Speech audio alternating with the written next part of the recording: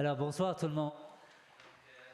Merci à ceux et celles qui sont en présence au Conseil. Merci à ceux et celles qui nous écoutent en visio.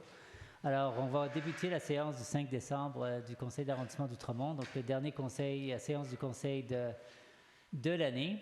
Et je voudrais me présenter, Laurent Desbois, je suis maire d'Outremont, et demander aux conseillères de se présenter, en commençant par Mme Braun. Bonjour à tous et à toutes. Mon nom est Caroline Braun. Je suis conseillère dans le district Jeanne-Sauvé. Bonsoir, Marie Potvin, conseillère du district Robert Bourassa. Bonsoir à toutes et à tous. Alors, je suis Valérie Patreau, conseillère dans le district Joseph Beaubien. Bonsoir à tous et à toutes. Mélie Pollard, conseillère d'arrondissement dans le district de Claude Ryan. Merci. Donc, je vais demander à l'administration de se présenter en commençant par M. Meloche. Bonjour tout le monde, Jean-François Meloche, directeur de l'arrondissement par intérim. Julie Desjardins, chef de division soutien administratif et secrétaire d'arrondissement. Je suis accompagnée de Kim Gentil, qui est analyste juridique. Bonsoir tout le monde, Sonia Vibert, directrice du bureau de projet. Et nous avons le plaisir d'avoir avec nous M. Stéphane Rodrigue, donc commandant du poste 26. Alors, s'il y a des questions, M. Rodrigue est disponible pour répondre à des questions. Merci d'être là. Donc, j'aimerais offrir d'abord mes pensées à Valérie Plante, là, qui a eu un malaise aujourd'hui. On va espérer que c'est juste un peu avec un peu de repos, tout va se rétablir. Donc, nos pensées sont avec elle. Aussi, on est le 5 décembre, donc la veille du 6 décembre. Donc, c'est évidemment, on se rappelle de cette journée terrible du 6 décembre 1989 à Polytechnique, il y a 34 ans déjà, alors que 14 étudiants de l'école Polytechnique ont été abattus en pleine classe simplement parce qu'elles étaient des femmes. Il y a des événements dans la vie de chacun de nous qui nous marquent pour la vie, et ce drame à Polytechnique en est un. Si on assiste à des progrès réalisés par les femmes dans tous les secteurs de la société, notamment dans le domaine scientifique, la violence faite aux femmes et les féminicides existent toujours et il faut les combattre de toutes nos forces. Sur un autre registre, c'est le 90e anniversaire d'un auteur, écrivain, cinéaste d'Outremont qui s'appelle Jacques Godbout, que vous connaissez tous et toutes. Et donc, j'aimerais, au nom du Conseil, offrir nos hommages et notre reconnaissance pour une carrière qui s'étend sur plusieurs décennies. M. Godbout a publié une dizaine de romans, des essais, des recueils de poésie et a même été un cinéaste accompli. À travers ses œuvres, il a exploré les transformations sociales et politiques que vivait le Québec. Alors, salut Jacques Godbout. Alors, j'ai 3 messages. Je vais être court, j'ai 3 messages à vous communiquer aujourd'hui. On a travaillé sur la réflexion, je dirais, urgente de l'escalier Maplewood. Nous avons toujours l'intention de le refaire au complet. Donc, c'est prévu dans nos investissements de le refaire. Mais il y avait des escaliers, des planches à réparer. Donc, nous avons fait ça récemment. Donc, maintenant, on peut bénéficier de cet escalier et en profiter là, en attendant la réparation complète. Nous présentons aujourd'hui un avis de motion pour refaire une refonte, en fait, du règlement sur les nuisances. Alors, le règlement, beaucoup de parties de ces règlements datent de 1971, donc la réforme était nécessaire et nous mettons tous ensemble, là, donc un règlement sur les nuisances. Par exemple, lorsqu'il y a des travaux pour des bâtiments, il va falloir afficher la nature des travaux, donc pour que tout le monde puisse comprendre ce qui se passe.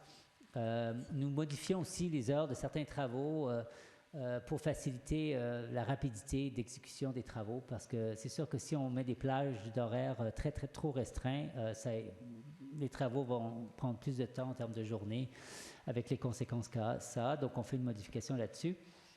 Et une des grandes modifications qu'on fait aussi, c'est qu'il y a beaucoup autrement comme ailleurs, il y a beaucoup de moteurs qui sont en marche mais qui ne roulent pas.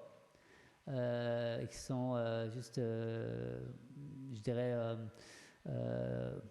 on dit soit un véhicule oisif, je dirais, donc qui ne circule pas et qui pollue, qui émet ses GES. Donc, nous allons présenter une avis de motion pour un règlement pour restreindre le temps qu'on peut faire marcher un moteur sans bouger la voiture. Donc, à Montréal, c'est 3 minutes. Mais ici, on va être assez agressif là-dessus pour envoyer un message très, très clair. Et donc, notre avis de motion présente un règlement qui limiterait une voiture stationnée qui est en marche à 10 secondes. Donc, 10 secondes, sauf évidemment quand il fait froid ou chaud. Donc, lorsqu'on est en bas de 0 ou plus que 25, là, le règlement ne s'appliquerait pas. Mais je pense que c'est important d'envoyer ce message que des voitures en marche qui ne roulent pas, c'est pas acceptable de nos jours en 2023. Donc, il y aura une séance d'information en janvier pour expliquer l'ensemble de ces règlements. Finalement, mon dernier point, c'est que je dépose une motion ce soir. Je mandate, au nom du Conseil, s'il est voté, on va mandater le service des affaires juridiques à prendre les mesures légales à l'encontre des propriétaires récalcitrants qui ne respectent pas la réglementation municipale. Alors, on sait très bien que nos inspecteurs font un très, très bon travail et font leur job, émettent des avis d'infraction, mais on se rend compte et on le sait que ce n'est pas suffisant. Et ce n'est pas acceptable que la situation demeure telle qu'elle sans que l'arrondissement puisse faire quelque chose. C'est pas la règle de droit. L'État de droit nous interdit de prendre une position passive là-dedans. Donc, nous allons avoir un message très, très clair que nous n'acceptons plus des infractions, surtout les infractions les plus graves, et que donc les services juridiques sont mandatés. Alors, nos services à nous d'aménagement vont nous présenter ou travailler sur les cas les plus lourds, les grands cas d'infraction. Et ce qu'on veut, c'est qu'on revienne à la situation qui est permise, c'est-à-dire que les propriétaires fassent les travaux nécessaires pour revenir. Il faut que tout soit conforme. Donc, les services juridiques ont le mandat d'aller jusqu'en cour supérieure s'il le faut, les mises en demeure, la cour supérieure, mais le message est très clair, on n'accepte plus ce genre de situation. Alors, pratiquement parlant, vous allez voir dans les prochains conseils, vous allez voir, donc, proposés par les services, il y aura ici des cas que nous aurons à voter et à envoyer au service juridique de la Ville de Montréal. Donc, ça va prendre plusieurs conseils, mais il y aura plusieurs cas qu'on va envoyer au service juridique. Et voilà, donc, il me reste à vous souhaiter, peut-être en début de conseil, je le ferai peut-être rapidement à la fin aussi, mais mes meilleurs vœux. Donc, avec l'arrivée spectaculaire du Père Noël dimanche et Hanouka qui arrive le 7 décembre, donc très bientôt, la saison des fêtes est bel et bien commencée. Donc, au nom des collègues de l'arrondissement, je souhaite des très belles fêtes à tout le monde. Donc, rempli de joie et de bienveillance, si je me permets. Donc, Madame Braun, je vous laisse la parole. Bon, alors, bonsoir tout le monde. Je vais essayer d'être brève. Je voulais vous parler de la fermeture de la rue de l'Art. C'est la première fois que la fermeture s'est rendue aussi loin que le 23 décembre. C'est un projet qui est très, très, très positif pour les écoliers, pour les enfants. Ça a beaucoup amélioré la sécurité des enfants. Nos petits-enfants se sont habitués à cette fermeture de rue-là et je vous informe ou je vous confirme que c'est un projet qui est travaillé de concert avec les associations de parents, avec la direction de l'école, avec des professeurs, avec le brigadier également. C'est unanime. Tout le monde est extrêmement content de ce projet-là dans les gens que je viens de nommer. Et ce qu'on nous a nommé, ce que les professeurs nous ont nommé haut et fort, c'est attention, les enfants sont habitués maintenant à cette fermeture-là. Si vous réouvrez, vous allez causer des enjeux de sécurité.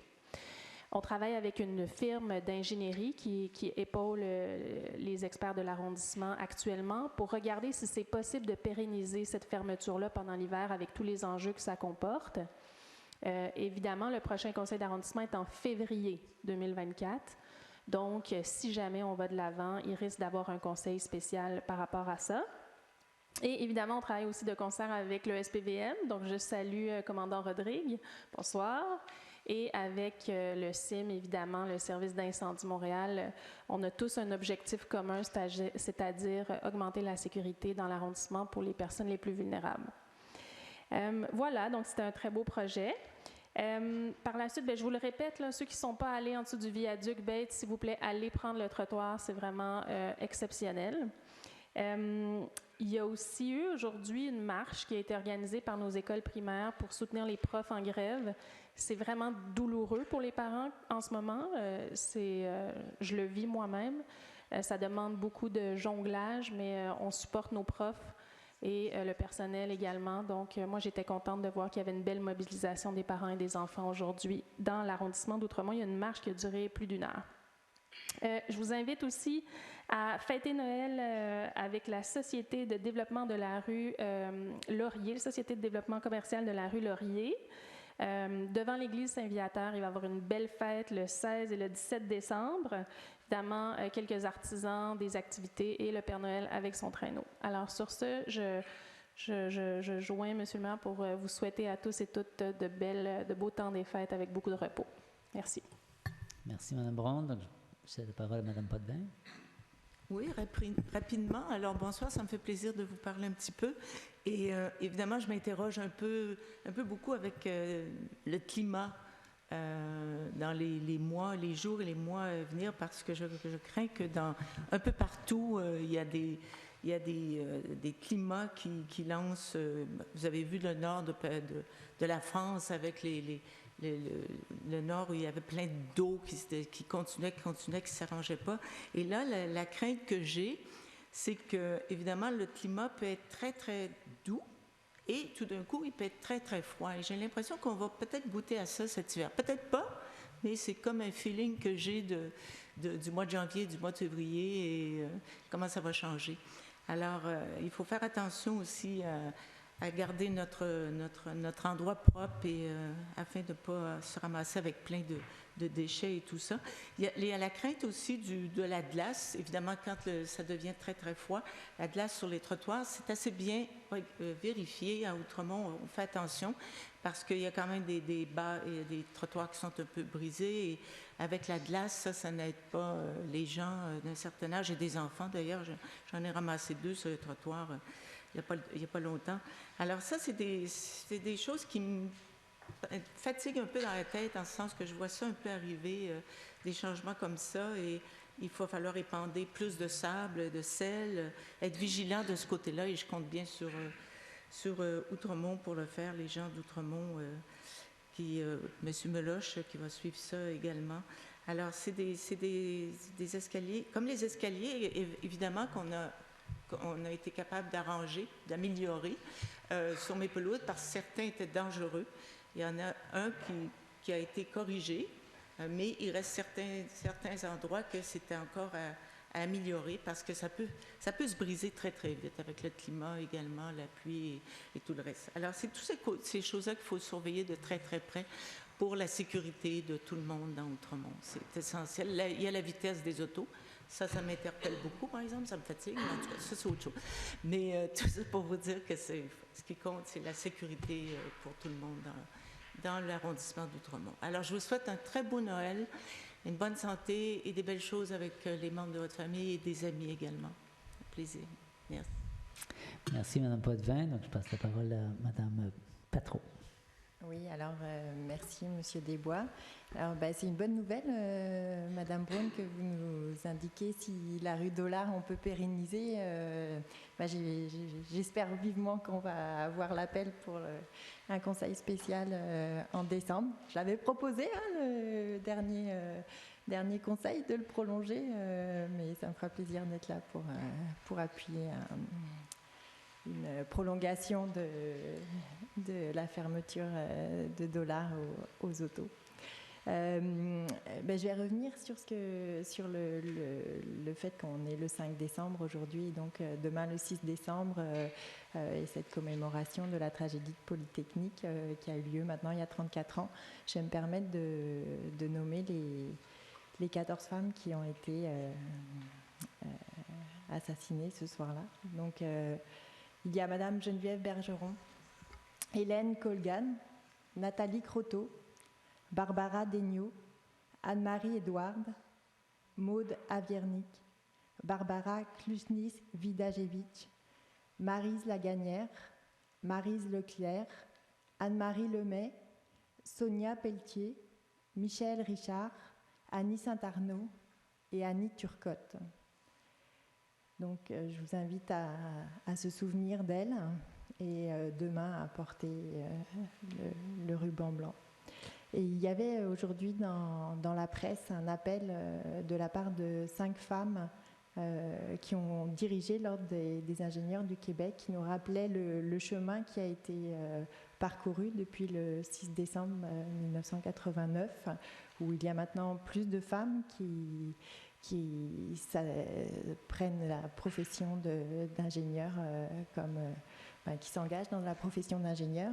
Mais suite à une enquête, elle rappelait qu'il y a 30% des femmes ingénieurs qui ont rapporté récemment avoir été victimes de discrimination en milieu de travail, et les membres de la profession qui appartiennent à des groupes minoritaires sont aussi font partie aussi de ces groupes discriminés. Donc les 5 femmes dans la presse ce matin appelaient à mettre en place un monde plus inclusif, où l'on ne tolère aucune forme de violence, de harcèlement ou de discrimination. Et elles appellent également à une société qui est engagée envers le vivre ensemble, où chacune et chacun peut pleinement apporter sa contribution, car celle-ci est le fondement d'une société prospère. Donc je trouvais leurs mots importants pour cette commémoration. Je me suis permis de les rapporter ce soir.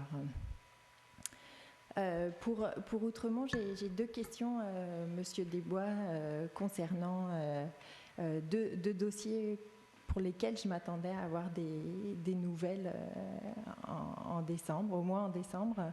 Malheureusement, j'en ai pas encore eu. Il s'agit de la mise en place d'un conseil jeunesse.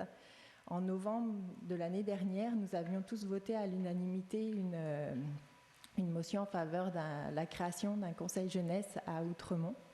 Et nous sommes en décembre, donc plus d'1 an plus tard. Il n'y a toujours pas de conseil jeunesse en place. Je trouve que c'est dommage, c'est important pour notre jeunesse à Outremont qu'elle soit présente dans la démocratie, qu'elle soit entendue et qu'elle ait la place de pouvoir s'exprimer. Et l'autre point sur lequel j'aimerais avoir des nouvelles, c'est le plan climat. Cela maintenant fait plus de 2 ans que vous êtes à la tête de l'arrondissement. Vous nous aviez dit que vous aviez compris l'urgence climatique. Quand vous êtes arrivé, les données étaient présentes, le plan d'action, le plan climat était en développement. Vous avez résilié les contrats, vous en avez donné d'autres en disant que ce sera mieux, mais pour l'instant, on n'en a toujours pas. Ça fait plus de 2 ans. Donc, quand allons-nous avoir un plan climat à Outremont? C'est, il me semble, une question importante, notamment pour la population d'Outremont et pour la jeunesse d'Outremont. Ce soir, à l'ordre du jour, nous allons également voter plusieurs événements qui auront lieu dans la première partie de 2024. Donc, je veux mentionner 2 en particulier. La fête d'hiver d'Outremont, qui aura lieu le 18 février 2024 au parc Beaubien. C'est une fête qui est rassembleuse et qui invite l'ensemble des familles d'Outremont à venir fêter l'hiver. Donc, encore une fois, cette année, ce sera au parc Beaubien. Je rappelle la date, le 18 février. Et puis, pour ceux qui veulent commencer à s'entraîner pour la fameuse foulée des parcs, on vote aujourd'hui la date. Donc, ce sera le 16 juin 2024. Donc, vous pouvez déjà commencer soit à contribuer comme bénévole, parce que je sais que l'organisation de la foulée des parcs, c'est un événement qui requiert de l'implication bénévole de la communauté. Donc, si vous voulez contribuer, c'est une belle occasion de vous engager. Et sinon, évidemment, vous pouvez participer à cet événement comme coureurs, coureuses et en inviter d'autres. Donc, je vous invite à commencer votre entraînement pour cet événement le 16 juin prochain. Et puis, en attendant, je vous souhaite à toutes et à tous joyeux Hanouka, joyeux Noël, un joyeux temps des fêtes pour tout le monde. Merci et bonne soirée. Merci, Madame Patro. Je pourrais compléter à la fin. Donc, Madame Pollack. Merci beaucoup, Monsieur le maire. Donc, ce soir, je vous parle du budget participatif. Donc, la deuxième édition vient de terminer. En rappel, la Ville avait réservé un budget de 31,5 millions de dollars pour réaliser les projets. Il y avait plus de 650 idées qui étaient proposées et plus de 17 000 personnes qui ont participé au vote. Donc, parmi les projets choisis, il y a les mini-forêts de Montréal et les micro-parcs et micro-places dont Outremont va en bénéficier avec la place Marcel Ferron, qui est vraiment une très bonne nouvelle. Une petite pensée pour la mairesse. Je joins mes pensées avec celui du maire. On lui souhaite un prompt rétablissement et on espère lui revoir très bientôt. J'aimerais aussi mentionner qu'au dernier conseil, je vous avais parlé de la situation en Israël et au moment, les otages étaient toujours pris et je suis vraiment, vraiment soulagée d'être capable de vous dire aujourd'hui que presque tous les enfants et les femmes ont été libérés et ceci est une très, très bonne nouvelle. Une pensée à tout le monde qui a été impacté et payé le coût pour cette terrible guerre et vivement le paix. Un appel encore à la bienveillance. On a vu dans les derniers mois quand même des incidents à Outremont et Outremont adjacent, à Côte-des-Neiges, et je remercie le commandant Rodrigue d'être présente et attentif aux craintes des communautés et des écoles notamment, en espérant que ceci ne se reproduit jamais plus. Et finalement, je vous souhaite un joyeux temps des fêtes et Freilich Hanukkah. Merci. Je dirais juste aux deux questions de Mme Patro que nos services travaillent fort sur ces deux enjeux, comme Conseil jeunesse et plan climat. Donc, Mme Vibert s'occupe activement du plan climat avec le responsable Mme Brown. Donc, on devrait avoir ça d'ici au courant de l'année qui s'en vient. Et en ce qui concerne le Conseil jeunesse, on travaille là-dessus. Et bien sûr que entre la volonté et l'action, il y a toujours un pas entre les deux, mais on va essayer de combler ce pas-là. Donc, on va passer à la période des questions, je crois, Madame Maître Desjardins. À l'adoption de l'ordre du jour. Ah oui, c'est vrai. Donc, la proposition est à l'effet d'adopter l'ordre du jour de la séance ordinaire du Conseil d'arrondissement du 5 décembre 2023 à 19h en modifiant au point 40.4 l'adoption sans changement par l'adoption avec changement du règlement sur les tarifs exercice financier 2024 en remplaçant l'article 32 les mots « sont non taxables » par les mots « n'incluent pas les taxes » et en remplaçant l'article 102.2b du dérèglement le tarif de 7,70 par 52,50. Je propose. J'appuie. Madame Patron. Je suis pour. Madame Pollack. Pour. Et je suis pour.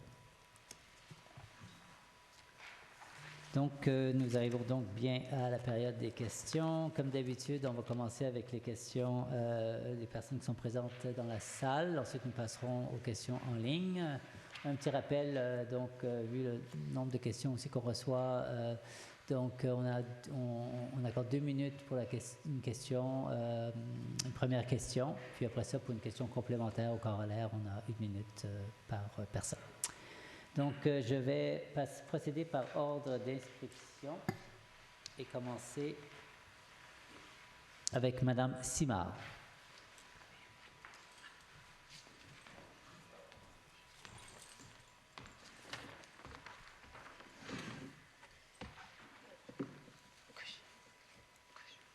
Bonsoir. En fait, je venais ce soir vous parler du problème de stationnement qu'on a sur la rue Kerb, mais j'ai vu qu'en lisant l'ordre du jour ou en lisant le nouveau règlement, qu'il va peut-être avoir un changement de vignette. Mais ce que je voulais vous dire, nous autres, on est sur la rue Kerb entre Van Horn et le 1000. Et on paye nos vignettes, mais on n'a jamais de place à stationner proche le dimanche, mardi, mercredi, jeudi. Et bon, on accepte, on pense qu'un changement de vignette, ça va aider, mais là n'est pas le problème. Le problème est que les gens se stationnent devant la Bonne-Fontaine, devant les entrées de garage. On appelle le 311, on appelle Mobilité durable. Je vais vous donner un exemple. Il y a 3 jours, il y a quelqu'un qui s'est stationné devant notre entrée, devant l'entrée de ma voisine.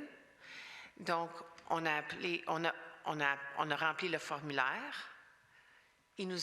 On a appelé à 5h40, 17h40, parce que c'était stationné devant un terrain privé. Et ils nous ont rappelé à 1h du matin. Ils n'ont pas répondu au téléphone parce que les gens ferment leur téléphone quand ils dorment. Et le message était « Vous n'étiez pas là, donc nous n'avons pas remorqué la voiture ». Ça, c'est arrivé cette semaine. La semaine dernière, devant l'entrée encore, moi, j'ai appelé à la mobilité durable à 12h40, à 1h40, à 2h40, à 3h40, à 4h40, à 5h40. 15 secondes. Hein? Continue. Ils ne viennent pas. Ils ne viennent pas pour la Bonne-Fontaine, ils ne viennent pas pour les entrées privées, ils ne viennent pas quand les gens sont là depuis plus que 2 heures. Donc, même si on a une vignette, bravo, merci, j'apprécie, mais ça n'empêche pas les gens qui n'ont pas de vignette ou qui ont le M-1 de stationner où ils veulent et de rester aussi longtemps qu'ils veulent parce qu'il n'y a aucun service sur notre bout de rue. D'accord, oui. C'est une excellente question parce qu'on a beau faire des règlements et émettre des vignettes, mais il faut que le règlement soit respecté. Donc, il faut que l'Agence de mobilité durable aussi soit présente sur le territoire. Et c'est donc, on a beaucoup de discussions avec eux. Il va y avoir un changement de méthodologie qui s'en vient pour la surveillance du territoire où, au lieu de surveiller un quartier, ils vont avoir des parcours. Donc, on va s'assurer qu'ils vont là où on a des problèmes. Donc, on va travailler avec eux pour définir les parcours. Et donc, ça va être un changement de méthodologie qui devrait aider. Ceci dit, c'est pas normal qu'on appelle et qu'ils ne répondent pas. Là. Ça, je vous l'accorde complètement. Mais... oui, c'est bon. J'ai le rhume. Excusez-moi. Non, mais non, il n'y a pas de souci. Puis, donc... écoutez, on travaille fort. Peut-être que M. Méloge peut compléter avec vos discussions qu'on a avec l'Agence de mobilité durable pour la présence sur le territoire. Excusez-moi. Donc, Mme Simard. Un verre d'eau, oui. Merci. Excusez-moi.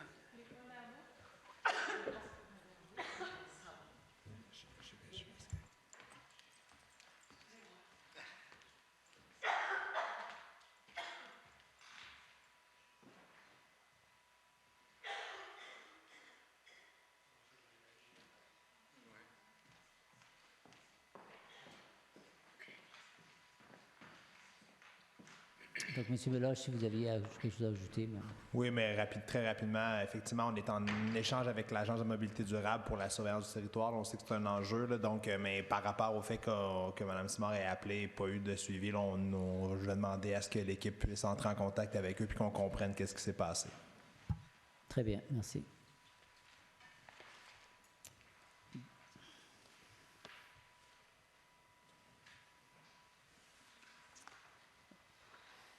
Désolé, je devais retrouver ma feuille. Donc, pour la seconde question, j'invite M. Maurice Mallette à se présenter au micro.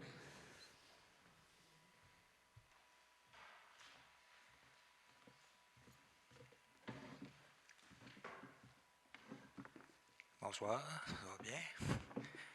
On a un petit problème sur la route Romont. Il y a un problème de vitesse, premièrement, entre Ducharme et Thérèse-Lavoie-Roux. Et puis là, qu'est-ce qui arrive, c'est que le surroi est terminé, ou à peu près. Ils ont commencé à tout nettoyer. Puis ils n'ont pas seulement nettoyé, ils ont enlevé l'arrêt. Puis Puis là, il y a un arrêt, mais seulement qu'à gauche, parce que les personnes n'arrêtent plus. Puis l'arrêt est comme, il faut garder comme ça pour la voir, tu sais, parce qu'elle est tellement haute, tu sais, que... Puis c'était un arrêt avec un caoutchouc en dessous. Dans la rue, ça fonctionnait très bien. Parce que moi, je le vois toujours, puis là, je vois les gens qui passent. Ils ne s'arrêtent même pas. Je veux savoir s'il y a moyen de réinstaller un arrêt au coin de Manceau. C'est juste devant l'école des enfants assidiques, en plus. L'école de M. Friedman, c'est juste en face de l'école. Ça, je trouve ça très important. Puis ça fait ralentir le trafic en plus. Parce que là, les gens, là, ça passe à une vitesse. Déjà, hier, il y a eu un incident. Merci beaucoup de nous signaler cet enjeu-là. Là. Puis je pense que Mme Vibert prend déjà des notes. Là, donc, on va faire en sorte de s'assurer que le stop soit visible. Et... Ça, c'est depuis hier qu'il a disparu l'arrêt. OK. Ouais. On a pris note, puis c'est noté, puis on va faire OK, merci beaucoup. Hein? Puis joyeuse fête à toute l'équipe. Et merci du travail. Merci à vous. Merci. J'invite M. Marc Poulain.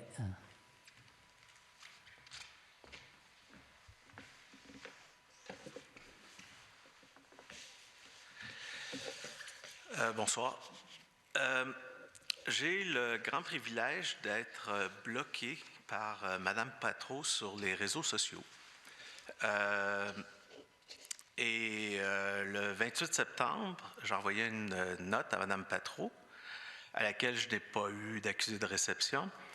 J'ai rencontré Mme Patro lors de l'assemblée qu'il y a eu pour le parc Irma-Levasseur.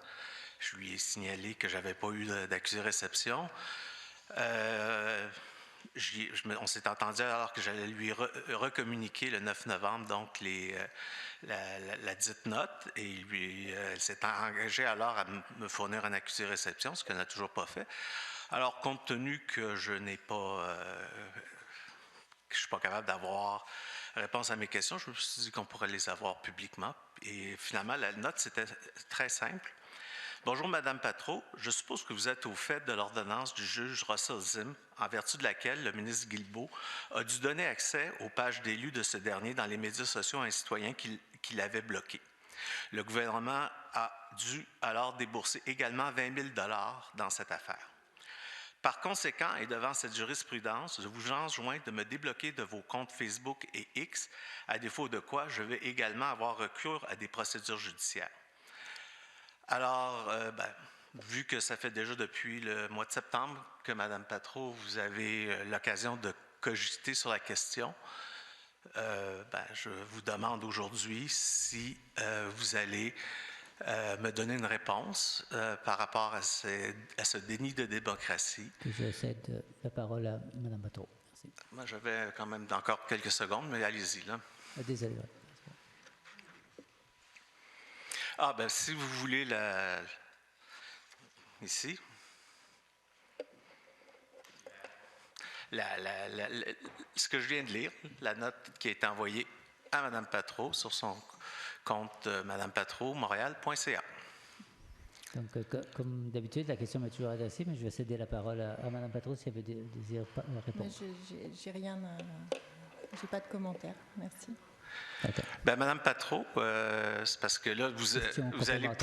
Oui, de toute évidence, vous ne pourrez pas nier avoir pris connaissance de la dite communication, n'est-ce pas, vu que vous l'avez ici.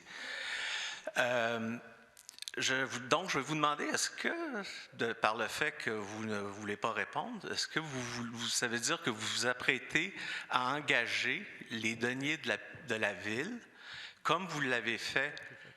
Comme vous l'avez fait. Madame Patro, je vous parle. Je vous parle. Non, attendez, M. Poulain, juste, on reste, juste un petit rappel, on reste, je comprends que... C'est assez insultant que... Je comprends, mais on va tout le monde, je pense qu'il faut toujours garder le respect, l'harmonie. Exactement. Donc, puis le respect, c'est la communication, de regarder. Donc... Monsieur, oui, donc je vais juste compléter en disant que vous avez le droit de poser votre question dans les limites que vous avez parties et on va laisser Madame répondre si elle désire. Donc, j'ai le droit de poser ma question. Allez-y. Oui, donc Madame Patro. Madame Patro. Madame Patro.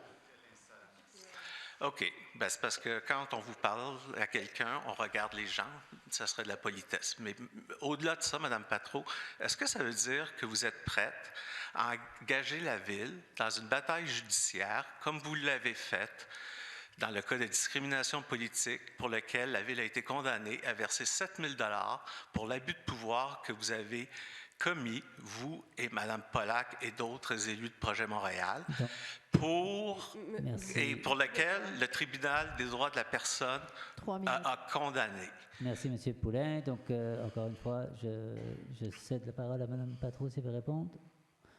Donc, il n'y aura pas de réponse à votre question. Merci. Démocratiquement vôtre. La prochaine... oui, on n'applaudit pas, s'il vous plaît, dans la salle, juste pour... on garde le quorum, on garde le décorum, pardon, pas le quorum. Alors, la prochaine personne, c'est... pas être filmé. Et souhaiter garder l'anonymat. Et garder l'anonymat. Donc, la prochaine question va à M. Pierre Lacerte.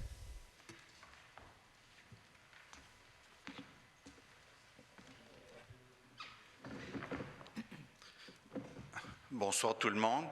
Juste avant de poser ma question, je voudrais faire remarquer qu'habituellement, les conseils, avant vous et aussi maintenant, quand il y a des mortalités ou des choses qui arrivent ou des événements tragiques qui arrivent, comme a fait Mme Patro, on en parle, on se remémore les faits. Ça se faisait aussi quand il y avait des morts aux États-Unis. Mme Pollack a déjà fait des demandes dans ce sens-là. Là, je comprends juste, je pense que Mme Pollack a fait un oubli parce qu'elle a parlé des enfants qui étaient tenus en otage par le Hamas, qui étaient rentrés à la maison, mais elle a oublié de dire qu'il y avait 16 000 personnes qui avaient été tuées à Gaza et elle ne semble pas s'en être émue plus qu'il faut. Et quant à Mme Patro, je ne pourrais pas... Non, excusez-moi, je vais... OK, juste un instant, d'accord. Non, juste un rappel, deux choses. D'abord, le conseil n'est pas un lieu de débat, c'est un lieu de questions et de réponses. Donc, juste rappelez ça, cet élément-là. Puis, si je souhaite que... je trouve qu'il y a assez de guerre et de violence et partout dans le monde, et je souhaite qu'on reste ici un havre de paix. Oui. Donc, c'est juste le commentaire que je vais faire. Ouais. Mme Pollack l'a soulevé. Alors, je veux juste dire qu'elle a oublié de dire qu'il y en avait 16 000 qui étaient morts. Okay. Justement, je n'ai pas oublié. Justement, je dis tout le monde qui a payé le coût pour ce conflit. Les 2000 enfants qui ont été retrouvés. Bon, mais de toute façon, puis je ne ferai pas comme Mme Patro parce qu'il y a 8000 enfants qui sont morts et je ne pourrai pas les nommer un par un. Bon, voilà, ma question maintenant. Est-ce que vous allez me forcer de faire une question de privilège, M. Damois? Non, je pense que vous avez répondu, mais je vais juste en rester là. Oui. Hein? Donc, on va passer à votre question. Je voulais simplement rajouter à ce qu'elle avait oublié de dire. Merci. Voilà. Je n'ai pas oublié de dire, M. Lasserre, vous n'allez pas mettre des mots dans mon bouche. OK, juste un rappel. Je ne mettrai rien dans votre bouche, c'est sûr. Monsieur Lasserre, Mme Pollack, ce n'est pas un lieu de débat, encore une fois. Donc, et je ne suis pas là pour faire le débat sur ce que je viens de dire. Ce n'est pas un débat. Je vous demande votre question, s'il vous plaît. C'est beau. Alors, ma question est très simple. Au 5210 du Rocher, une secte hassidique a acheté l'ancien centre Michel, enfin, une ancienne école qui était pour les enfants handicapés. Et on s'aperçoit que c'est zoné pour être une école, mais que ces enfants-là, le samedi, il n'y a pas d'école. C'est le sabbat. Et le samedi, tous les samedis, il y a des jeunes, des adolescents, là, je ne parle pas d'enfants de maternelle, là, je parle des enfants, des adolescents, ça va peut-être jusqu'à 18-20 ans, qui se rendent là régulièrement, le matin, on envoie l'après-midi ou le soir, et qui passent par la cour arrière, pas par en avant, et qui sont là. Et je me demandais si ça respecte le zonage et si on a le droit de... Voilà. Mais ce n'est pas un débat, là. Non, c'est une question très claire, merci. Donc, je vais laisser encore une fois M. Meloche répondre sur les technicalités là, de ce dossier-là. Donc, M. Lacerte, il y a un certificat d'occupation qui a été émis pour le bâtiment qui permet l'usage école et garderie. Et oui. Donc, les inspections qui ont été faites dans le bâtiment nous confirment que l'usage qui en est fait est conforme. OK. Alors, ils ont un permis du gouvernement du Québec pour avoir une garderie. Nous, de notre côté, on valide au niveau de l'usage. Donc, okay. le certificat d'occupation a été émis parce qu'on avait tous les documents qui étaient en lien avec la demande de permis. Bien, je suis content de savoir ça, mais vous savez que le samedi, il n'y a pas d'école dans ces communautés-là. OK, encore une fois, Mme Pollack, je voudrais juste rappeler... écoutez, là, je sais que simplement les faits. Je vais rappeler que les tensions ont monté, on le sait partout, et donc je vais demander à tout le monde, je pense qu'on est tous et toutes très sensibles à ce qui se passe et à la mort de vies innocentes partout. Oui, mais je parlais plus de ça, là. Non, mais juste un rappel que c'était un débat, donc je vais juste rappeler que encore une fois, ici, le conseil n'est pas un lieu de débat. Donc, je vais juste rappeler aux conseillères, à moi, aux gens qui posent des questions. Donc, ce n'est pas un lieu de débat. Vous avez le droit de poser votre question et on répond. Oui, je n'ai pas fait un débat. Non, alors, je vais juste rappeler. Et donc, ce que vous dites, c'est que donc, il y a peut-être des vérifications à faire et je suis certain que... Parce que le samedi... Pour le certificat je comprends de garderie, ça c'est à Québec, la vérification qui doit être faite à ce niveau-là. Ouais. Ouais. D'accord. Votre temps, je suis désolé, mais votre temps... je vous remercie. Merci beaucoup pour votre question.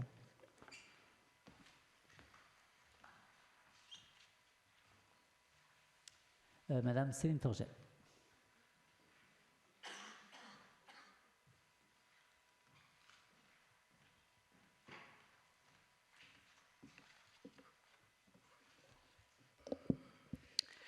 Bonsoir. Bonsoir. Il semble que Valérie Patreau malmène considérablement la démocratie.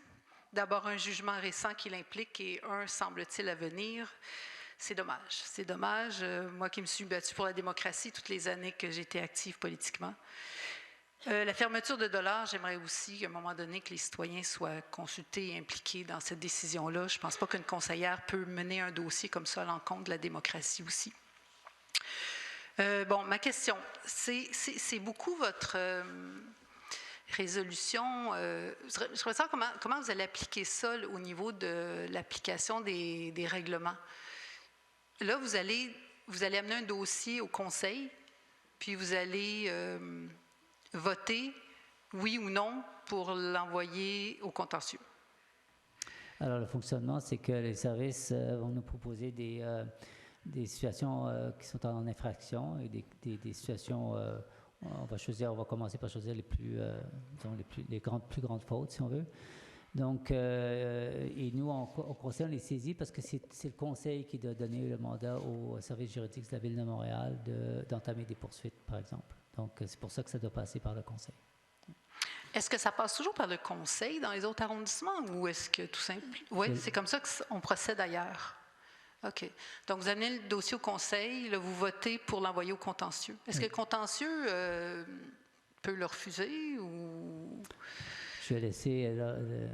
Meloche répondre peut-être. Ou est-ce que Montréal a un droit de veto sur vos dossiers ou est-ce qu'il y a du politique là-dedans un peu? Je ne crois pas qu'il y ait de politique, là, ça, loin de là. Donc, nous, ce qu'on fait, c'est qu'on s'assoit avec nos procureurs, on regarde les dossiers que nous avons. Procureurs? Les procureurs de la Ville de Montréal, donc du service d'affaires juridiques. Et on regarde le dossier, la preuve, et puis à ce moment-là, on établit un plan de match mais c'est le conseil qui a le pouvoir, en vertu de la charte de la Ville de Montréal, là, dans le fond, de mandater le service d'affaires juridiques pour prendre les mesures nécessaires, là, y compris l'injonction en cour supérieure pour faire respecter la réglementation. OK. Donc, quand vous allez amener un dossier au conseil, vous allez déjà l'avoir étudié avec le contentieux, voir s'il est assez fort pour être pour aller en cours. Tout à fait. OK. Donc, il y a déjà une recommandation favorable du contentieux quand le dossier arrive au conseil. Oui. OK. OK. Bon, ben, c'est intéressant. Merci beaucoup. D'accord, merci beaucoup. Donc, notre dernière question en présentiel va à M. Yves Plourde.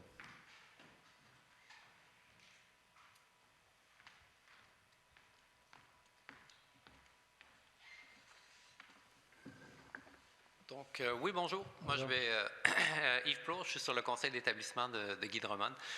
Très content d'entendre là, pour la prolongation de dollars. Puis on espère à tout le moins qu'on va avoir une solution qui nous permet là, une sécurité équivalente là, pour l'hiver, étant donné que ça faisait plusieurs années qu'on avait des enjeux de sécurité. Ma question, c'est très, très simple, en fait. C'est que nous, on a commencé à travailler aussi pour stationnement. On a un beau projet pilote avec le Centre d'éducation aux adultes pour les stationnements pour les parents. Puis aussi, au printemps dernier, il y avait eu un vote qui avait été fait pour les panneaux débarcadères sur Stewart. Puis ils n'ont pas encore été installés. En fait, j'aurais pu envoyer un courriel, mais je voulais savoir si on peut s'attendre à ce que ce soit installé prochainement.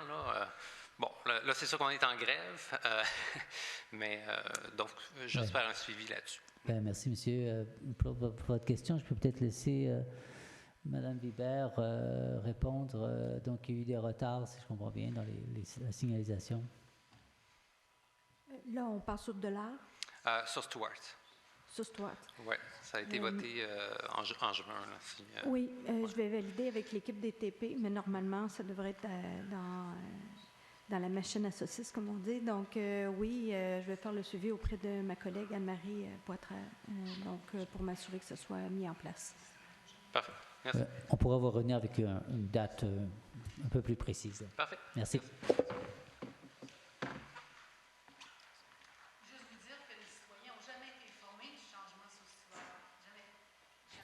Stewart. Pour le point que vous avez soulevé sur d'avoir des échanges avec les citoyens sur la rue Dollard, je pense que c'est très légitime. Là.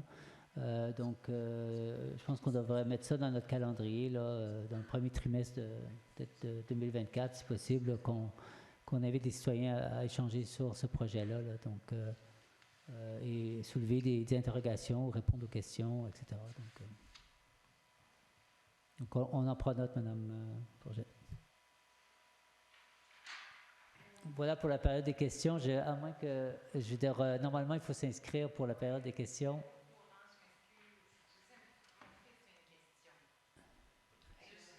Bien sûr. Oui, bien sûr. Vous pouvez venir. J'ai oublié, d'ailleurs, lorsque j'oublie de mentionner au début qu'il faut s'inscrire pour les questions. Oui, non, il n'y a pas de souci. On va répondre avec plaisir. Oui. En plus, si vous avez envoyé par courriel... Elle devrait être là-dedans. C'est votre nom, c'est? Moi, je m'appelle Geneviève. On habite Vimy, Calvin. Oui. C'est mon fils de 9 ans, Louis. Mais juste avant, je voulais vous dire merci, M. Rodrigue, pour la police que vous nous avez donnée là, au coin de Calvin et Vimy. C'est très apprécié. Bonjour. Aujourd'hui, j'aimerais vous parler de les parcs Pratt et Joyce. Parc Pratt, je trouve que l'été, il manque d'eau dans les lacs et il manque de fleurs. Puis le parc Joyce, je trouve qu'il manque du sable et il manque de fleurs. J'aimerais aussi entretenir les trottoirs parce que l'été, je fais de la trottinette et je suis presque pas capable. Je suis obligée d'aller dans la rue parce que les trottoirs sont en mauvais état. Merci beaucoup pour votre question. je suis solidaire avec vous pour les trottinettes parce que j'en fais moi-même beaucoup et je connais tous les nids de poules, effectivement, malheureusement, de l'arrondissement et d'ailleurs dans Montréal. Alors, pour votre première question, pour le parc Pratt, effectivement, c'est un parc qui a besoin d'amour. Une partie des problèmes de l'eau provient de la réparation qui est en cours sur le chalet du parc Pratt, qui alimente les bassins d'eau. Donc, ça, c'est un élément qui est existant.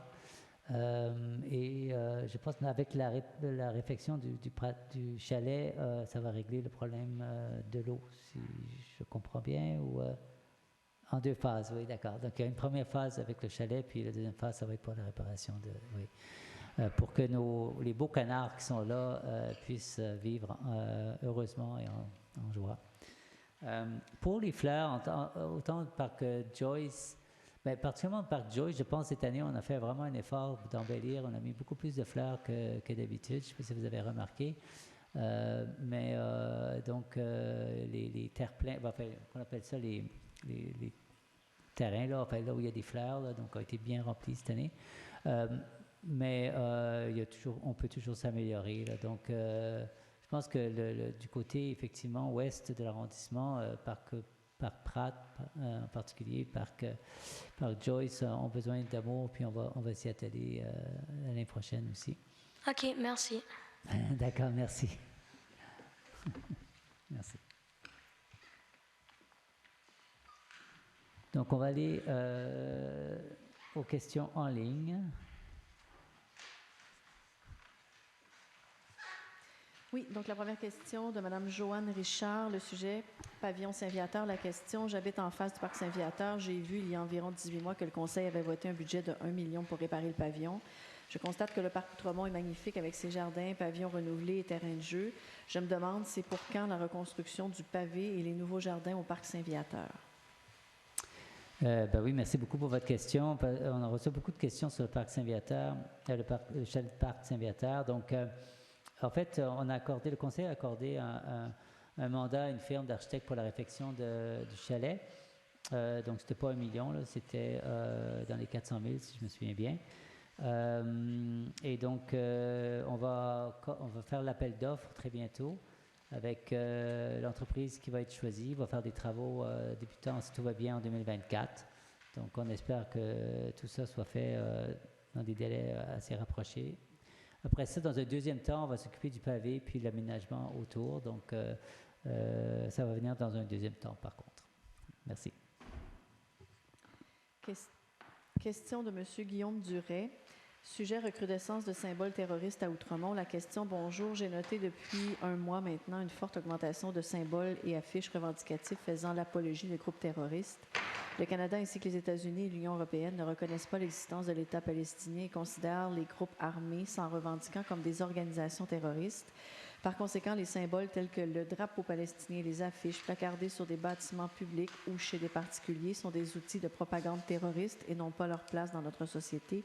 La mairie devrait donc sanctionner le plus durement possible tout individu affichant ces symboles et veiller à ce que ceux-ci soient effacés dans les plus brefs délais. Pardon, oui, merci pour votre question. Je pense qu'il faut faire attention aux amalgames et faire des distinctions entre des populations et des groupes qui sèment la terreur. Là. Donc, il faut faire juste la distinction entre les deux. Donc, je pourrais laisser peut-être le commandant expliquer certaines choses sur les signes à caractère haineux. Évidemment, c'est un sujet sensible, mais un drapeau palestinien ne rentre pas dans la catégorie d'actes haineux. Mais je vais laisser le commandant, puisqu'on l'a avec nous, je vais laisser peut-être parler. Merci.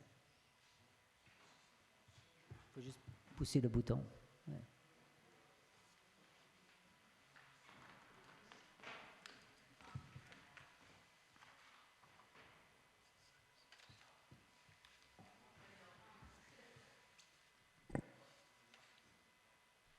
Oui, bonjour, Monsieur le maire, bonjour tout le monde.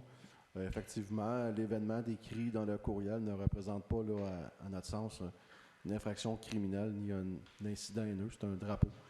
Donc, il n'y aura pas de suite là, pour nous dans ce dossier-là. Merci. Merci beaucoup. Question de M. Régent Bourque. Le sujet poteaux et affiches dans les sections végétalisées au coin des rues n'a pas de bon énergie. La question, ces affiches poteaux représentent une pollution visuelle, c'est très laid. Qui prend la décision d'installer ces poteaux affiches? Combien de tels poteaux ont été installés? Quel en est le coût? L'hiver dernier, après 2 déneigements, la plupart étaient arrachés. Pourquoi répéter l'expérience? Existe-t-il une évaluation de l'expérience de l'année dernière? Si le but est d'aviser les déneigeurs de ne pas déneiger ces sections végétalisées, pourquoi ne pas inscrire cette exigence dans les contrats de déneigement des contracteurs privés avec pénalité pour non-respect? Il y a aussi lieu de donner des instructions claires aux employés municipaux de ne pas déneiger ces sections, même si on installe des protections hivernales sur nos terrains privés.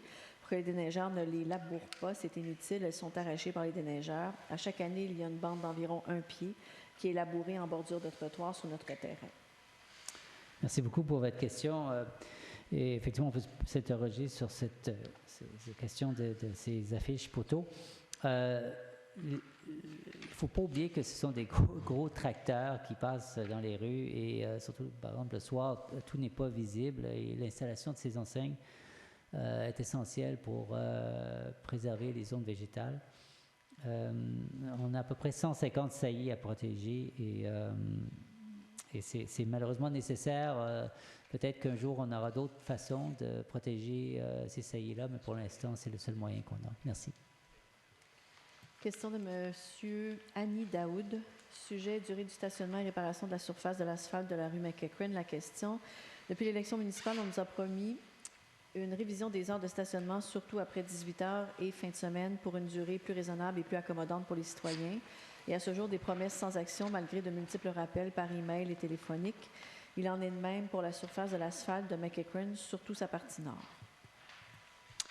Oui, merci pour votre question. Donc, si je comprends bien, si vous habitez McEachran du côté nord, normalement, nous avons passé un règlement autorisant le stationnement à partir de 18 heures et les fins de semaine, sauf évidemment dans les places réservées pour les résidents. Donc, mais dans le secteur, vous devriez en avoir. Aussi, on a ajouté, on a passé un avis de motion pour permettre le stationnement après 18 heures et les week-ends autour de Côte-Sainte-Catherine. Donc, ça sera fait. Et voilà. Donc, pour la section de l'asphalte, oui, vous avez raison. Et nous avons prévu un changement de pavage sur McEachran au nord pour 2024, mais c'est la Ville-Centre qui mène ce dossier-là. Merci. Question de Yann Bourron.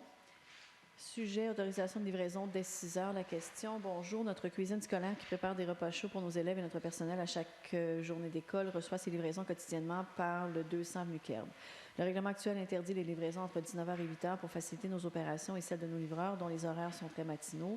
Nous souhaiterions obtenir une autorisation de livraison à partir de 6h le matin en journée scolaire, sachant que le débarcadère pour les arrivées des élèves a lieu de 8h à 8h30 sur le même trottoir le long du 200-216 avenue Kerb et que les espaces de stationnement sont pris par la suite.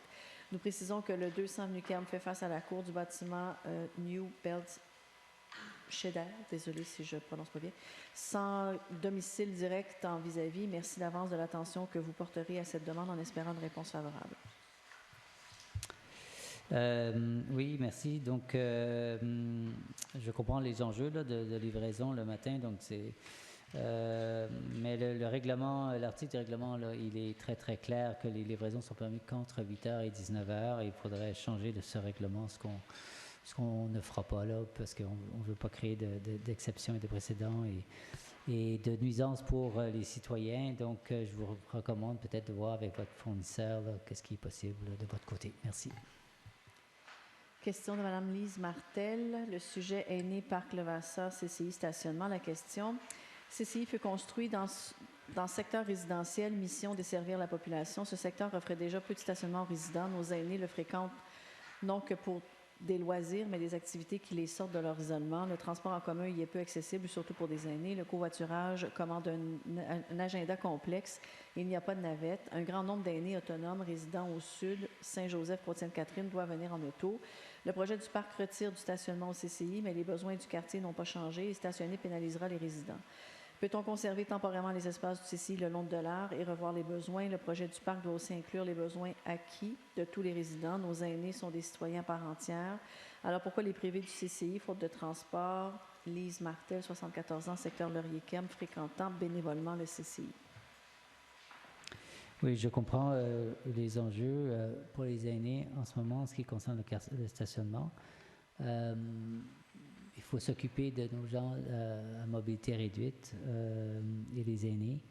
Donc, dans le parc, il y aura un stationnement de 38 voitures auxquelles s'ajoutent 16 cases existantes autour du CCI. Donc, nous, on est en train toujours de réfléchir sur le stationnement sur rue et qu'est-ce qui est possible. Mais la zone actuelle qui est en chantier, malheureusement, on ne peut pas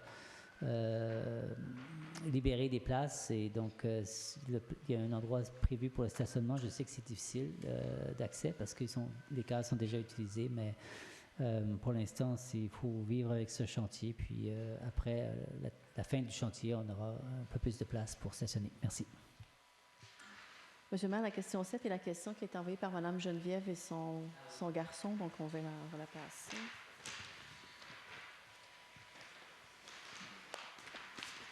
Dernière question, Mme Suzanne Simard, sujet entretien des saillies, la question.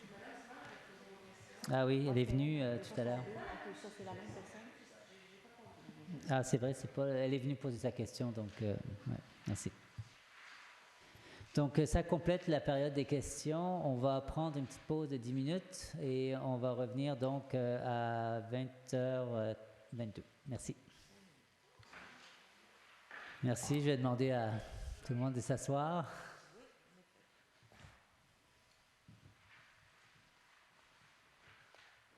Donc, nous reprenons la séance du Conseil et je vais céder la parole à Maître Desjardins. Oui, au point 10.05, la proposition est à l'effet d'approuver le procès-verbal de la séance ordinaire du Conseil d'arrondissement d'Outremont tenue le 7 novembre 2023 à 19h. Je propose. J'appuie. Madame Patro. Je suis pour. Madame Pollack. Pour. Pour. Point 10.06, on n'a pas d'intervention pour la demande de dérogation mineure. Donc, le point 12.01. La proposition est à l'effet d'appuyer l'accueil à l'été 2024 de 2 stagiaires non rémunérés en provenance du Vésinet dans le cadre des échanges étudiants entre Outremont et le Vésinet, ville jumelle. Je propose. J'appuie. Madame Patro. Je suis pour. Madame Pollack. Pour. Et je suis pour. 20.01. La proposition est à l'effet d'accorder une prolongation de la contribution financière à l'organisme Outremont en famille jusqu'au 31 décembre 2024 dans le cadre du programme de couches lavables et produits d'hygiène menstruelle durable, d'approuver un projet de convention addendant entre la Ville de Montréal, l'arrondissement d'Outremont et l'organisme Outremont en famille établissant les modalités et conditions de versement de ce soutien financier, d'autoriser le maire et la secrétaire d'arrondissement à signer la convention addenda pour et au nom de l'arrondissement. Je propose. J'appuie. J'ai une question là-dessus, oui. Si vous me permettez. Il n'y avait pas nécessairement des chiffres, je ne sais pas à qui je m'adresse, mais il n'y avait pas nécessairement des chiffres dans le dossier. Est-ce qu'on peut avoir plus d'informations là-dessus? Parce que je comprends que ça marche bien, je suis vraiment contente de ça, mais on peut voir un peu plus d'informations? Madame Vibert.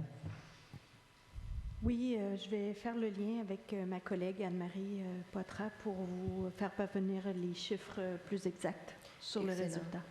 Préférablement par district, peut-être, si je peux demander. Oui. Mais si l'information est là. On a une information sur le montant total parce que la subvention qu'on a donnée, c'est 9 775. Ah, OK. Comment ça a été ventilé? D'accord. Donc, on va passer au vote. Donc, Madame Patro, je pense.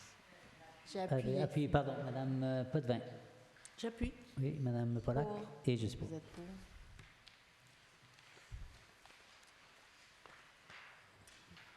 Au point 20.02, la proposition est à l'effet d'accorder une contribution financière d'une somme maximale de 10 000 $, toutes taxes applicables incluses, à l'organisme Carrefour Jeunesse Emploi Côte-des-Neiges, Ville-Mont-Royal et Outremont dans le cadre de la réalisation du projet Brigade Neige pour la période du 6 décembre 2023 au 30 avril 2024, d'approuver le projet de convention entre la Ville de Montréal, l'arrondissement d'Outremont et l'organisme Carrefour Jeunesse Emploi Côte-des-Neiges, Ville-Mont-Royal et Outremont établissant les modalités et les conditions de versement de ce soutien financier, d'autoriser Marie-André L'Espérance, chef de division sport, loisirs et parcs, à signer la dite convention pour et au nom de l'arrondissement, d'imputer cette dépense conformément aux informations financières inscrites au dossier décisionnel. Cette dépense sera entièrement assumée par l'arrondissement. Je propose. J'appuie. Madame Patro, Je suis pour. Madame Pollack. Pour. Pour. 20.03. La proposition est à l'effet d'accorder un soutien financier totalisant la somme de 267 774,32 $ aux 4 organismes ci-après désignés pour la période et le montant indiqué en regard de chacun d'eux en provenance du budget dédié du service de la diversité et de l'inclusion sociale pour le programme Prévention Montréal. Nom de l'organisme Table de quartier d'Outremont, nom du projet Grand Rendez-vous sur la cohabitation jeunesse dans Outremont, montant 24 000.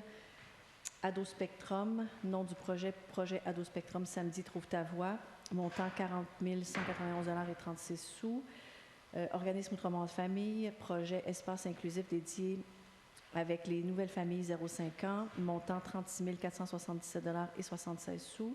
Organisme Maison des jeunes d'Outremont, projet Espace LGBTQ volet interne de la Maison des jeunes d'Outremont, montant 31 937,88 $. Organisme Maison des jeunes d'Outremont, espace LGBTQ+, volet externe, créer des milieux plus sécuritaires, montant 45 589,39 $. Et la table de concertation jeunesse Outremont et Ville de Mont-Royal, dont la fiducie est la Maison des jeunes d'Outremont, pour le projet Travail de rue jeunesse, montant 89 577,93 $. D'approuver les 6 projets de convention entre la Ville de Montréal et ses organismes établissant les modalités et conditions de versement de ces soutiens financiers, d'autoriser le maire et la secrétaire d'arrondissement à signer les 10 projets de convention pour et au nom de l'arrondissement, d'imputer cette dépense conformément aux informations financières inscrites au dossier décisionnel. Cette dépense sera entièrement assumée par la Ville-Centre. Je propose. J'appuie. Madame Patro. Je suis pour. Madame Pollack. Pour. Pour. 20.04. La proposition est à l'effet d'accorder une contribution financière d'une somme maximale de 146 147,45 $, toutes taxes applicables incluses, à l'organisme Outremont Famille dans le cadre de la réalisation de la programmation d'offres de services pour la période du 1er janvier 2024 au 31 décembre 2026. D'approuver le projet de convention à cet effet, établissant les modalités et conditions de versement de cette contribution, d'autoriser le maire et la secrétaire d'arrondissement à signer la dite convention pour et au nom de l'arrondissement, d'imputer cette dépense conformément aux informations financières inscrites au dossier décisionnel. La dépense sera entièrement assumée par l'arrondissement. Je propose. J'appuie. Madame Patro. Je suis pour. Madame Pollack. Pour. Et je suis pour. 30.01. La proposition est à l'effet d'offrir au Conseil municipal de la Ville de Montréal, en vertu du 2e alinéa de l'article 85 de la Charte de la Ville de Montréal, Métropole du Québec, de prendre en charge la réalisation des travaux de reconstruction de courtes sections de trottoirs et bordures sur le réseau artériel administratif de la Ville, de l'arrondissement d'Outremont, dans le cadre du programme de maintien des infrastructures, réfection mineure de trottoirs 2024 du service des infrastructures du réseau routier. Je propose. J'appuie. Madame Patro. Je suis pour. Madame Pollack. Pour. Et je suis pour. 30.02. La proposition est à l'effet d'autoriser une dépense de 150 000 $ incluant les taxes pour la fourniture et la livraison sur demande de celles de déglaçage pour les chaussées, ruelles et pistes cyclables dans l'arrondissement d'Outremont, conformément à l'entente cadre intervenue entre la Ville et Compass Mineral Canada Corporation. Résolution CG 2305-13, entente cadre 161-83-70, d'imputer cette dépense conformément aux informations financières inscrites au dossier décisionnel. La dépense sera entièrement assumée par l'arrondissement. Je propose. J'appuie. Madame Patro. Je suis pour. Madame Pollack. Pour. Pour. 30.03. La proposition est à l'effet d'autoriser pour les années 2024 et 2025 l'utilisation de l'affectation du montant de 100 000 $ taxe nette entérinée par le Conseil de l'arrondissement le 7 février 2023 par le biais de la résolution CA 23-16-0028 pour des opérations de modification de la signalisation dans le cadre de la révision des règles de stationnement dans l'arrondissement d'Outremont. Je propose. J'appuie. Madame Patro. Je suis contre. Contre. D'accord. Madame Pollack. Contre aussi. Je suis pour.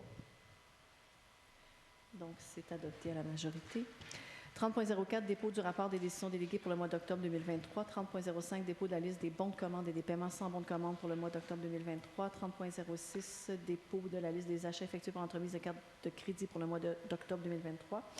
30.07, dépôt de la liste des virements de crédit pour le mois d'octobre 2023. 40.01, c'est un avis de motion. Oui.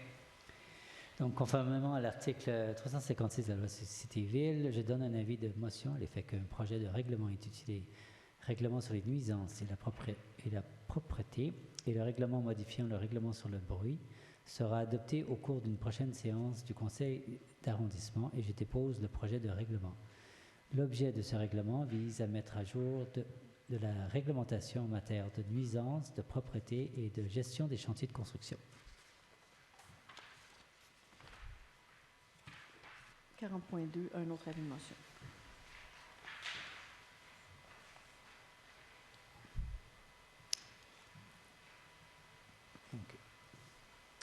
Donc, juste être sûr de ma page, juste un petit instant. D'accord, le 4002, oui, c'est ça.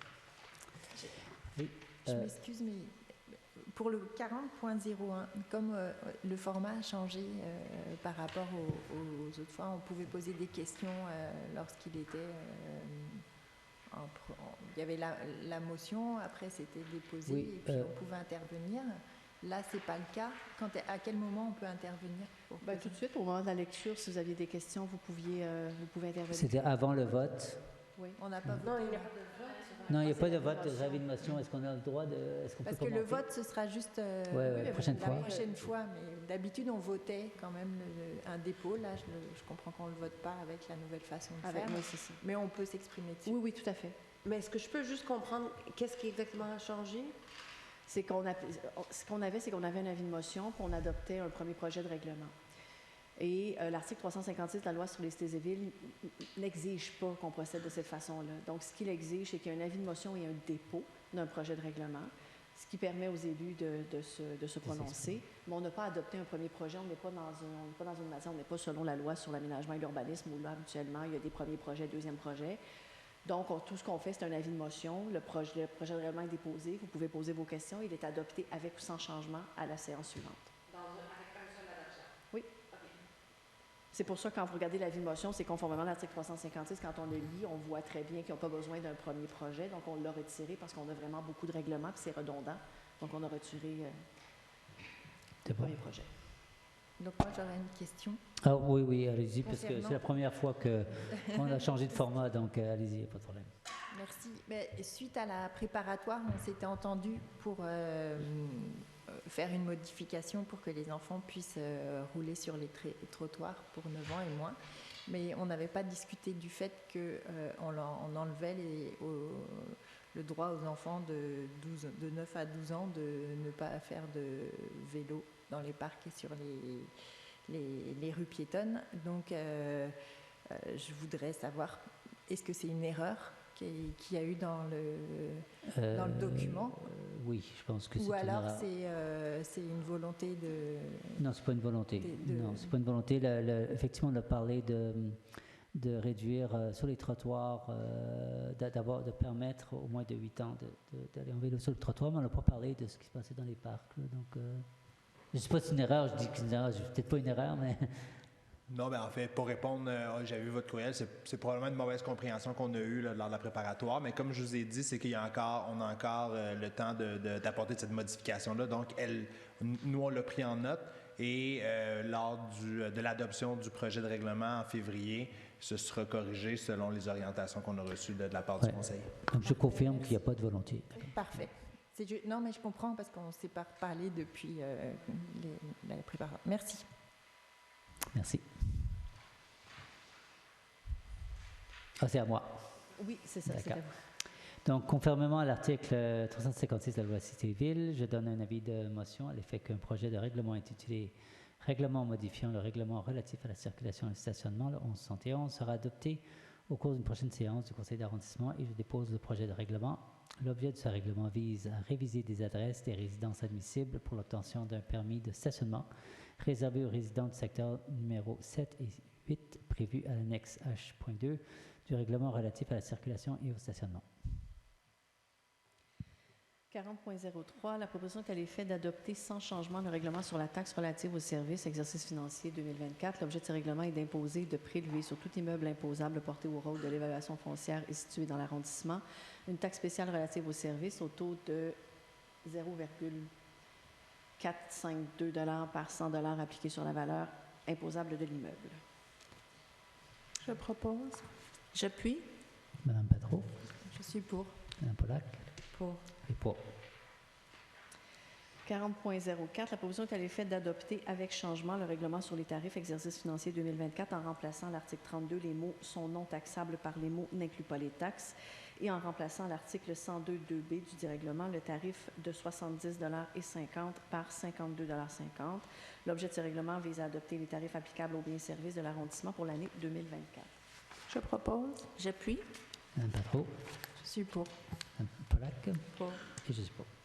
40.05, la proposition est à l'effet d'adopter sans changement le règlement portant approbation du budget de fonctionnement de la Société de développement commercial Laurier-Ouest Outremont pour la période du 1er janvier au 31 décembre 2024 et imposant une cotisation. L'objet de ce règlement est d'approuver le budget de fonctionnement de la Société de développement commercial Laurier-Ouest Outremont pour la période du 1er janvier au 31 décembre 2024. Je propose. J'appuie. Madame Patro. Je suis pour. Madame Pollack. Pour. Pour. 40.6, la proposition est à l'effet d'adopter sans changement le règlement modifiant le règlement sur l'occupation du domaine public.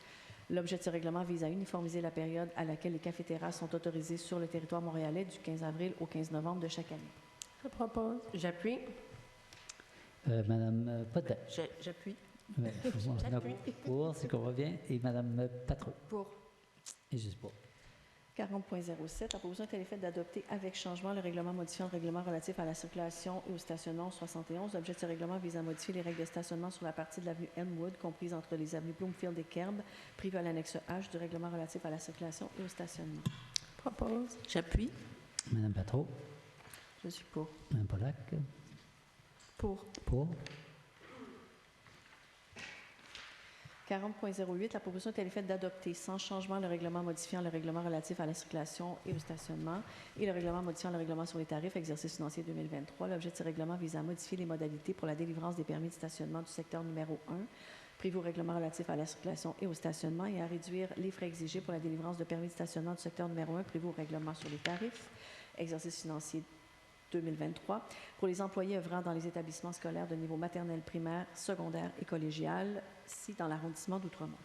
Je propose. J'appuie. Madame Patro. Pour. Madame Pollack. Pour. Pour. 40.09, la proposition est à l'effet d'édicter le renouvellement pour une durée de 3 mois de l'ordonnance autorisant l'entrepreneur 9160-5188 Québec Inc.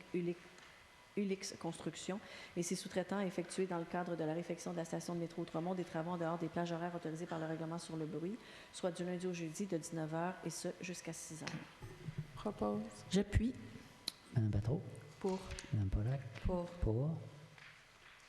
40.10, la proposition est à l'effet d'édicter les ordonnances pour les événements suivants et ce conformément aux conditions et modalités inscrites au dossier décisionnel. Événements Metropolitan Nicholas Visit and Christmas Celebration, événement foulé dans les parcs, événement visite du Grand Rabbin organisé par la congrégation Amour pour Israël, événement fête d'hiver de l'arrondissement d'Outremont. Je propose. J'appuie. Madame Patro. Pour. Madame Pollack. Pour. Pour. 47.1, la proposition est à l'effet d'approuver la demande de dérogation mineure pour l'immeuble situé au 50 avenue Elmwood visant à régulariser la distance minimale exigée de 1,50 m au lieu de 1,45 m entre une piscine et un bâtiment accessoire prévu à l'alinéa B de l'article 16.1.1 du règlement de zonage. Je propose. J'appuie. Madame Patro. Pour. Madame Pollack. Pour. Pour.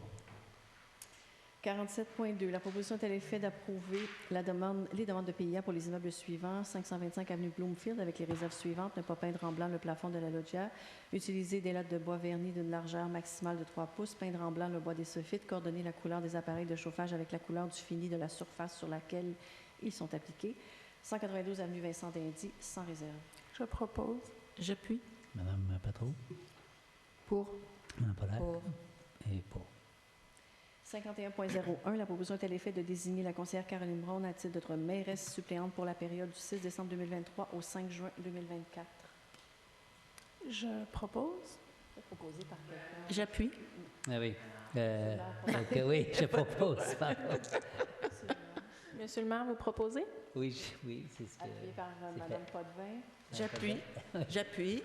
D'accord. Madame Patro. Pour. Madame Pollack. Pour. Et vous êtes pour? Pour. Parfait. Est-ce que vous avez le droit de voter sur votre propre. Oui? Ah oui? OK. Le conseil doit se prononcer de toute façon sur les propositions. D'accord. 51.02. La proposition est à l'effet de nommer la conseillère Marie Potvin à titre de membre et à la présidence du comité consultatif d'urbanisme de l'arrondissement d'Outremont pour un mandat débutant le jour de sa nomination et ce jusqu'à l'assermentation du nouveau conseil d'arrondissement, le tout conformément aux dispositions du règlement sur le comité consultatif d'urbanisme de l'arrondissement d'Outremont et de nommer la conseillère Caroline Brown à titre de membre et à la vice-présidence du comité consultatif d'urbanisme de l'arrondissement d'Outremont pour un mandat débutant le jour de sa nomination et ce, jusqu'à l'assermentation du nouveau conseil d'arrondissement, le tout conformément aux dispositions du règlement sur le comité consultatif d'urbanisme de l'arrondissement d'Outremont. Est-ce que je peux proposer? Ben Je propose. J'appuie. Vous m'avez battu micro. D'accord. Donc maintenant, pas trop.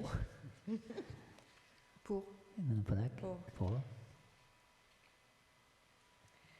60.01, dépôt au secrétariat d'arrondissement des déclarations d'intérêt pécuniaire des conseillères de l'arrondissement d'Outremont, tel que prévu par la loi.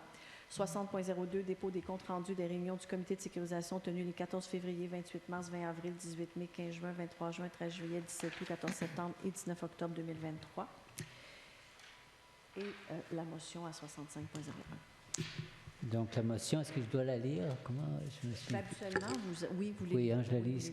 D'accord. Donc, comme j'ai dit tout à l'heure, la motion, il y a deux objectifs. Un, c'est d'envoyer un message en fait à toute la population qu'on va prendre des mesures pour nous donner les outils nécessaires pour faire respecter le règlement. Donc, c'est le message de cette motion. C'est donc d'envoyer le message à la population pour que s'il y a des dossiers qui sont en cours qui devraient être réglés, je vous encourage à les régler tout de suite. Le plus tôt possible avec nos services d'aménagement. Et donc voilà, on se donne les outils, on va se donner les outils dans les prochains conseils pour mandater le service d'affaires juridiques, de prendre les moyens pour faire respecter le règlement allant jusqu'à la Cour supérieure. Est-ce que je dois lire donc ce qui est là? Donc la proposition est à l'effet que je les attendus aussi. Les attendus aussi. Non, il n'y a pas de souci, c'est juste que... Donc, attendu que l'arrondissement a un cadre bâti exceptionnel et que la réglementation en vigueur a pour effet objectif de le préserver, attendu que les inspecteurs du cadre bâti ont pour mandat de faire respecter la réglementation, attendu que plusieurs dossiers sont présentement en infraction, entendu que malgré plusieurs constats d'infraction émis, certains dossiers demeurent non corrigés, attendu que l'arrondissement souhaite forcer l'exécution de certains travaux pour s'assurer du respect du cadre réglementaire, la proposition est à l'effet de demander à l'administration de cibler les dossiers d'infraction qui sont encore en infraction malgré l'émission de plusieurs constats d'infraction, de soumettre cette liste au conseil d'arrondissement en vue de mandater le service des affaires juridiques officiellement pour prendre toutes les mesures légales, y compris le cas échéant le recours à une injonction devant la Cour supérieure du district judiciaire de Montréal pour forcer l'exécution des travaux correctifs, d'entamer des démarches auprès du service des affaires juridiques de la Ville de Montréal pour explorer toutes les possibilités permettant de forcer les propriétaires récalcitrants à respecter la réglementation en vigueur. Donc, je ne sais pas, je vais laisser peut-être la place aux commentaires, aux questions, s'il y en a, avant de passer au vote. Donc, Madame Polak. Il faut juste proposer et appuyer. Ah oui, d'accord. Donc, je propose. J'appuie. Donc, Mme Polak. Oui, j'ai des questions, Monsieur le maire. Donc, on a déjà vu au conseil des dossiers venir puis demander qu'on amène ça en cours, mais jamais par une motion. Et si je comprends bien, c'est pour envoyer un message, mais un dossier, un GDD au conseil fera la même chose, à mon avis. Je trouve ça peut-être un peu... rendre la chose un peu politique. Je suis un peu mal à l'aise aussi, on est en train de, au lieu de l'amener tout de suite au conseil, on prend 2 mois, rendu en décembre, étant donné que notre prochain conseil, c'est seulement en février. Donc, on fait un délai de 2 mois de plus qu'on ne va pas faire avancer ces dossiers. Alors, je m'interroge sur... Pourquoi? Ouais. En fait, il y a 2 raisons. Effectivement, on veut envoyer un message quand même à tout le monde, donc que nous allons prendre des mesures supplémentaires qu'habituelles. Je pense que c'est un message qui doit être élevé à un niveau de mesure pour que ça soit rendu plus visible, si je dirais. L'autre raison, c'est que nous travaillons avec effectivement le service des affaires juridiques, puis peut-être M. Meloche peut en parler, mais il y a une question je pense que pour ce conseil-ci, il y avait, peut-être vous pourrez en parler aussi. sur la séquence? Bien, par rapport aux affaires juridiques, nous, on s'assoit avec eux quand on est dans un cul-de-sac avec des dossiers où on est allé au bout de ce qu'on est en mesure de faire au niveau des avis d'infraction, des constats d'infraction. On prend le temps avec eux de les regarder. Et à ce moment-là, ils nous conseillent sur qu'est-ce qui doit être fait ou quelles sont les possibilités. Et donc, on est dans cette évaluation-là avec eux là, présentement. Là, il y a beaucoup de dossiers qui est au service d'affaires juridiques présentement sur l'ensemble de la Ville de Montréal. Donc, on est en train de travailler avec eux pour la priorisation des dossiers. Donc, la liste, pour nous, c'est pas fait encore? C'est ça que je comprends? Ben, la liste des adresses à venir, disons, ça va falloir passer au conseil anyway, encore. Pour répondre à votre question, oui, nous, on a déjà ciblé notre liste. On est en train de regarder avec eux l'ensemble des dossiers, l'ensemble de la preuve qu'on a par dossier pour voir lesquels dossiers on va vous soumettre par la suite.